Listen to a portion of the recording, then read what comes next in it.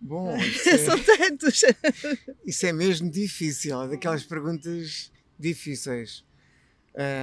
Eu acho que o primeiro ano, o de arranque do festival, Sem muito dúvida. naif, naquele espírito, nós vamos conseguir fazer um festival, será que conseguimos em Lisboa? Eu acho que é o primeiro ano.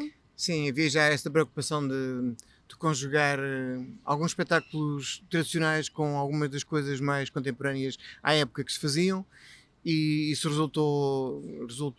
mostrou-se ser um projeto válido, em que as pessoas aderiram bastante. Foi uma surpresa por um lado para nós, porque os espetáculos esgotaram logo na altura muito rapidamente, apesar de nós sabermos que já na altura havia um público para este tipo de espetáculos, porque a nossa companhia já na altura já fazia apresentações das suas criações, e nós sabíamos que havia público. Ora, não sabíamos era de facto que havia assim uma apetência tão grande por este tipo de trabalhos e por este tipo de projetos, de apresentações, e de facto foi muito gratificante saber que ao longo destes anos se construiu de facto um público para este tipo de espetáculos. Eu acho que também temos conseguido fazer o FIFA todos os anos, porque houve momentos muito difíceis, na altura da Troika e não só, em que não sabíamos se íamos ser apoiados, em que fazíamos o festival sem saber sequer se nesse ano teríamos apoio. Na altura da pandemia. Na altura da pandemia e não só, muito antes. Eu lembro que começámos o festival e ainda não sabíamos se íamos ter apoio, mas arriscarmos tudo, olha, seja o que Deus quiser. E na altura da pandemia, como o Luís estava a dizer, portanto conseguimos fazer todos os anos uma edição ao vivo, 25 edições, Bodas de Prata. Eu e isso estamos muito contentes. Outros momentos marcantes são de companhias que tínhamos o sonho de trazer a Lisboa e que vieram, como os Hotel Moderno, que eu lembro que a primeira vez que os contactámos disseram: Lisboa, mas vocês têm teatros? Eu lembro perfeitamente de ficar chocada. Então, mas eles estão na Holanda, mas eles estão malucos, onde é que pensam? Onde é que pensam que ficam por isso? Há uma boa ideia do que é que as pessoas pensavam no na início altura, de Portugal, ou muitas vezes diziam Portugal. Portugal, mas é tão longe, temos que atravessar a Europa toda. No início era um pouco de Espanha e depois até chegar aí era um pouco difícil conseguir convencer algumas companhias, curioso, nos anos 2000, a virem a Portugal. E depois, quando eles vieram, ficaram deslumbrados e adoraram o festival. Outro momento também marcante para mim foi quando conseguimos trazer uma companhia chinesa, quando o Marionette Troupe, que já não se apresentava mesmo na Europa há muito tempo. Tivemos cá 18 chineses manipuladores de marionetas de fios fantásticos. Cada marioneta costuma ter 50 a 80 fios. Foi fantástico. Só um falava inglês e mal, portanto podem imaginar. Lembro-me quando eles chegaram, que fiquei com eles no nosso espaço, e nós também temos marionetas de fios que ficaram a mexer nas marionetas todas, e nós, oh meu Deus. E depois tive que os levar a um restaurante. É um dos momentos. Como é que eu agora vou explicar a comida? Consegui convencê-los a comerem um bitoque, traditional dish, bitoque, e ficaram todos contentes. Mas são pequenas coisas que acontecem, que estão dentro da produção, porque nós somos uma equipa reduzida, portanto fazemos a direção artística, programamos o festival, fazemos tudo. Sim, na verdade fazíamos a produção inteira, no início mesmo. Íamos buscar as próprias companhias íamos no nosso carro ao aeroporto, era handmade. Um dos momentos também memoráveis do festival foi a apresentação do Dondoro Teatro. Sim. Ainda antes dele falecer, que era Oichi Okamoto, era um dos grandes marionetistas. Ainda conseguimos, foi na segunda edição do festival, e apresentámos um espetáculo dele na Gulbenkian. Também me lembro da companhia americana Manual de Cinema, que era uma companhia que nós queríamos trazer há muito tempo, e foi fantástico. Sim, houve vários momentos assim memoráveis que atravessaram estes 25 anos, tanto do ponto de vista da produção como do ponto de vista artístico, sem dúvida.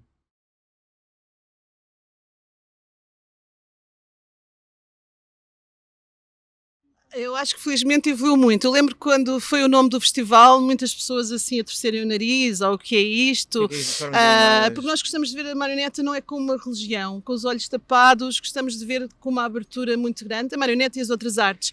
E as formas animadas surgiu também para mostrar esse conceito que no resto da Europa já se fazia, e para mostrar que este campo engloba muitas artes. E acabou por se estabelecer. Há muitos festivais que apareceram depois e que adotam o mesmo nome. Sim, até porque o universo da marioneta é um universo em explosão constante, há sempre coisas novas a acontecer, e portanto as formas animadas... Mas na altura ninguém formas animadas. Sim, as formas animadas era mais que justificado, sim. Sim, eu acho que nunca pensámos que íamos chegar aos 25 anos. Não pensávamos nisso. Às vezes brincávamos. Quando será daqui a 60 anos? És tu de bengala ou eu de cadeira de rodas? Às vezes brincávamos com isso. Mas pensávamos sempre quando é que será, a ver se conseguimos fazer sempre. Não, porque nós pensávamos, de facto, nós pensamos o festival como um projeto artístico, como uma criação. Como um espetáculo. E na verdade pensamos em termos da efemeridade das coisas. Nunca pensámos que íamos fazer 25 edições sucessivas. Mas aconteceu. Mas estava na cabeça, temos que fazer o festival, seja de que forma for. Sim, e até porque há uma outra responsabilidade, porque o público também já está à espera do festival e, portanto, nós sabemos que temos. E com os níveis muito altos. Stands bastante elevados, os padrões bastante elevados em termos de exigências artísticas. E no fundo, nestes 25 anos. E é uma responsabilidade que nós temos para com as pessoas neste momento. E está muito difícil, porque as pessoas não imaginam o preço dos hotéis em Lisboa, imaginem o preço dos cachês. Portanto, transforma-se numa verdadeira aventura ou uma espiral conseguir fazer o FIFA. Sem dúvida.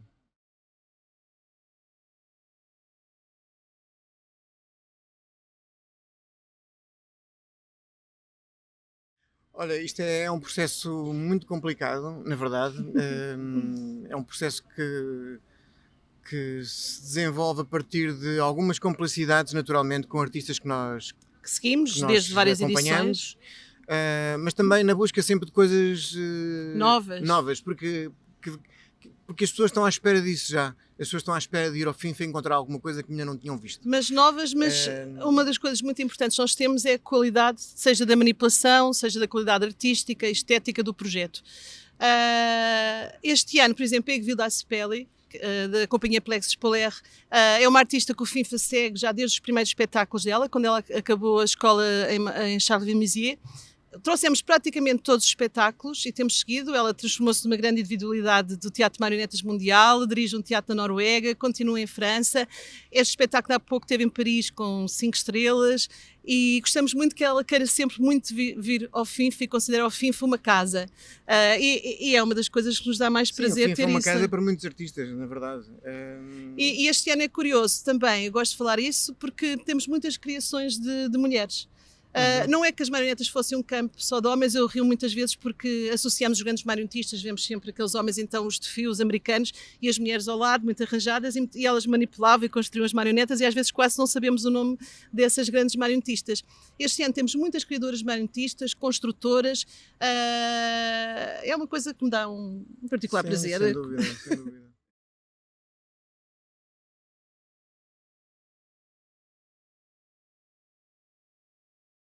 Pois é, isso às vezes não é fácil, mas nós encontramos muitas vezes espetáculos absolutamente contemporâneos, que pensam o mundo atual, com estéticas perfeitamente novas e que às vezes vão buscar técnicas muito ancestrais e coisas muito primárias.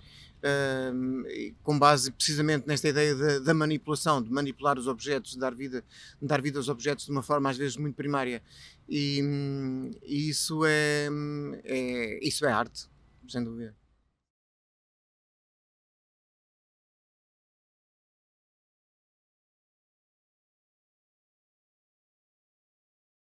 Nós gostamos muito do período surrealista, modernista, futurista. O ano passado tivemos nos Estados Unidos, no Eugene O'Neill, na conferência, a dirigir uma das formações e levámos alguns dos textos que vamos usar. Sim, para trabalhar. Criação, e estas peças do Edward Gordon Craig são muito curiosas, são muito pequeninas. Inclusive, posso dizer, a peça mais pequena do mundo. Quem for ver depois vai perceber. Tem muito nonsense. São peças que ele pensou primeiro, foram escritas durante o período da Primeira Guerra Mundial. A guerra está presente e são peças que ele idealmente pensou que era uma peça para ser. São 365 peças que ele queria criar, apresentadas em cada dia do ano.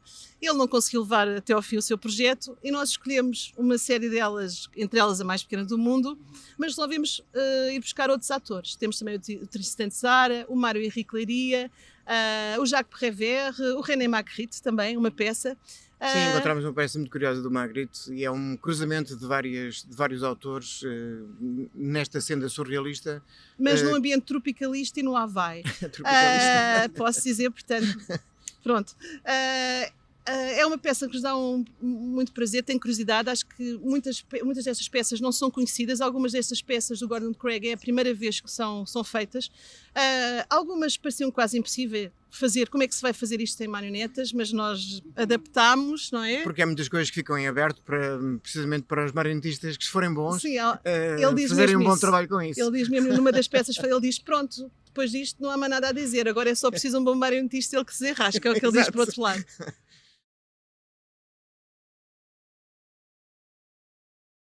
É muito difícil, as pessoas não imaginam o que é o trabalho que dá a fazer um festival, criar, procurar apoios, ensaiar. É por isso que nós muitas vezes não fazemos espetáculos durante o FINFA, porque não temos tempo, é muito complicado. É a nossa vida, basicamente. Sim, é a nossa vida. Mas é muito difícil. Nós vivemos para isto.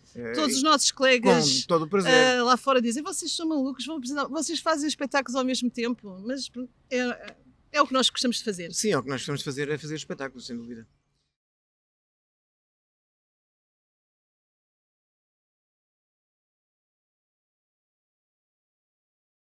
Olha, não sei, é uma surpresa. Eu acho que o teatro de marionetas é por si só um campo que está em constante dilatação e em expansão. O tempo é expandido e há sempre surpresas, há sempre novidades. E há sempre objetos que nós queremos reciclar e dar-lhes vida de outra forma, sejam os novos, seja a partir da inteligência artificial. Acho que há sempre muita criatividade, porque nós basicamente trabalhamos com a matéria. Infelizmente, quando tudo acontece, a matéria vai estar presente, e aconteça o que acontecer, eu acho que a marioneta, mais do que nunca, seja em contextos de guerra, em contextos de revolução e de luta pelos nossos direitos, a marioneta ainda tem um papel que tem, mais do que nunca, o papel de ir para a rua, seja com grandes figuras, seja com materiais feitos da natureza, ainda vai ter um papel ainda maior. E da robótica também, não é? Luís, muito obrigado. Obrigada. Obrigado, nós.